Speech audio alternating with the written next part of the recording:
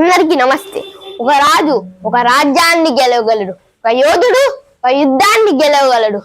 అదే ఒక గురువు ఒక తరాన్ని గెలిపించగలడు. ఒక విత్తనం మహావృక్షంగా మారాలంటే వాటికి నేల, నీరు, వెలుగు అవసరం. అదే ఒక విద్యార్థి మహోన్నత వ్యక్తిగా ఎదగాలంటే వాటికి గురువు ఆశీస్సులు అవసరం. చరిత్రలో ఎందరో మహానుభావులు ఉన్నారు, కానీ వారి వెనుక విజయానికి మహాగురువులే అసలైన పునాది. గురువు ముందున్నది కేవలం బ్లాక్ బోర్డ్ మాత్రమే కాదు, అది రేపటి భారతదేశానికి తీర్చిదిద్దే చిత్రపటం.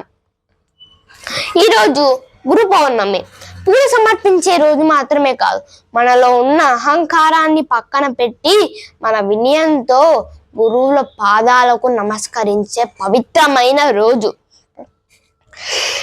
ఈ వేదికపై నుండి గురువులందరికీ నేను ఒక వాగ్దానం చేస్తున్నాను.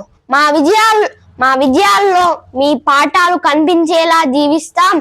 మా సంస్కారం, మా నడవడికలో మీ సంస్కారం ప్రతిఫలించేలా నడుచుకుంటాం. మా జీవితం మీకు గురుదక్షిణిగా నిలిచేలా కృషి చేస్తాం. చివరిగా, ఒక దీపం వెలుగుతూనే ఇల్లు ప్రకాశిస్తుంది. అదే ఒక సూర్యుడు ఉదయిస్తేనే ప్రపంచం వెలుగుతుంది.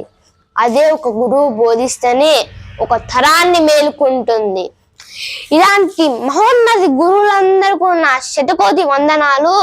అందరికీ గురు పౌర్ణమి శుభాకాంక్షలు. మీ దాసోజు మోక్షిత్. Thank you.